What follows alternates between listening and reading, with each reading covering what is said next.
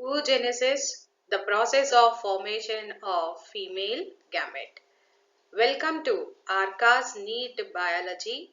Now, let us go into the discussion of the process of oogenesis. As I told you, oogenesis is the process of formation of female gamete from the diploid oogonial cells. And this diploid oogonial cells consists of 2n number of chromosomes. And this is being divided into haploid nucleus. Okay, and this initiation of oogenesis occurs in the fetal ovary itself. That's why we say the process of oogenesis is being started in the embryonic stage.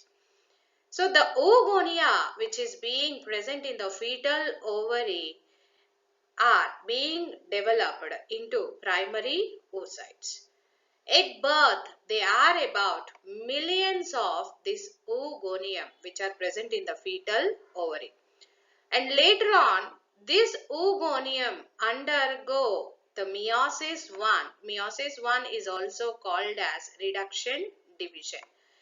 But here, it don't complete this meiosis 1, but its cell cycle is being arrested in prophase 1. Okay, and here this is the type of oogonial cells. The primary oocytes are being present in the fetal ovary till puberty. And this primary oocyte is being surrounded by the primary follicle. If you assume this as the primary oocyte, this is being covered by the layer of primary follicles which are called as granulosa cells. And these granulosa cells will take care of the early growing ova. And by the puberty, out of this millions of oogonium, approximately 60 to 80,000 oocytes are being maintained. Rest of the cells are being degenerated. And now this primary follicle undergo development as the oocyte has to develop. So this primary follicle again forms many layers on its surface, and at this stage we call it as secondary follicle.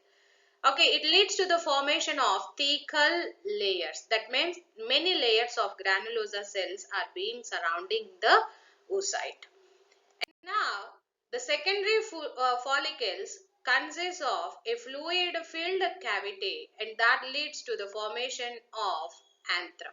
So, at this tertiary follicle, we can see the formation of antrum. Okay, antrum means the fluid-filled cavity which surrounds the ovum. So, this also leads to the formation of thecal layers. Okay, if you assume this as the ova, it is being surrounded by the fluid-filled cavity called as antrum.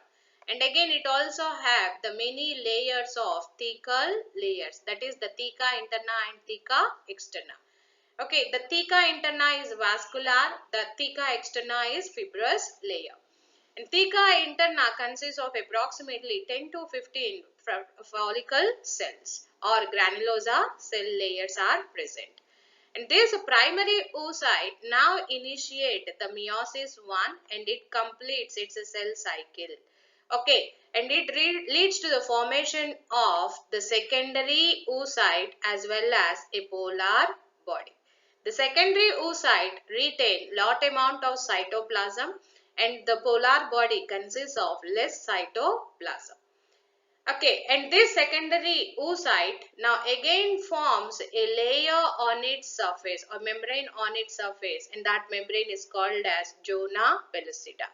This tertiary follicle which is being matured is called as Graafian follicle.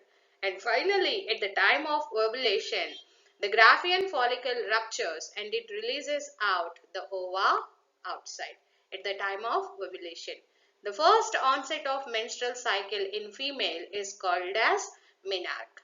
The cessation of this menstrual cycle is called as menopause.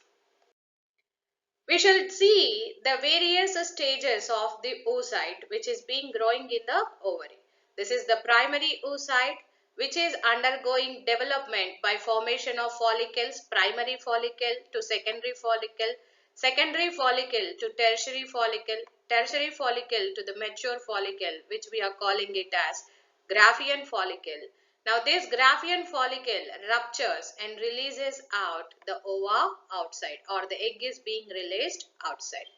The rest of the follicles which are present in the ovary are called as corpus luteum, and this corpus luteum main purpose is to produce a progesterone if there is fertilization of ova. If there is no fertilization, this corpus luteum is being broken down or degenerated into corpus albicans, a white colored body, and this is degenerated in the ovary. So this is the cycle of formation of follicles as well as a release of ovum from the ovary. The detailed explanation of oogenesis, how the diploid is being converted into haploid.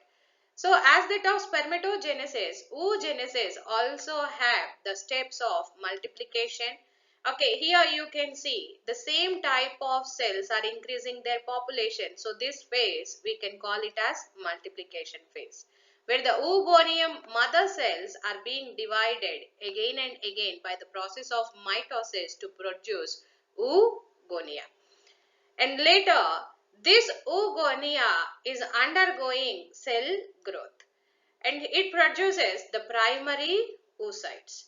This primary oocyte now enter meiosis 1, where meiosis 1 is also called as reduction division, where the diploid number of chromosomes is being ended into the haploid nucleus.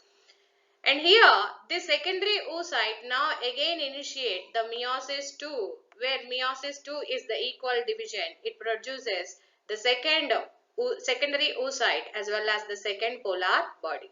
But meiosis 2 is not complete at the time of ovulation.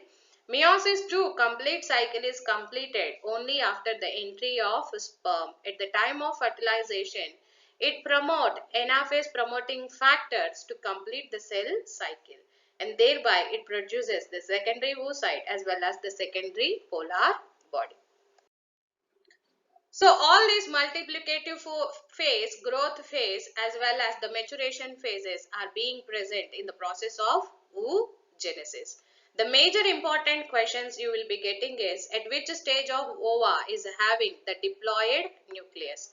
The oogonia as well as the primary oocyte is having the diploid nucleus, whereas the secondary oocyte is having the haploid nucleus.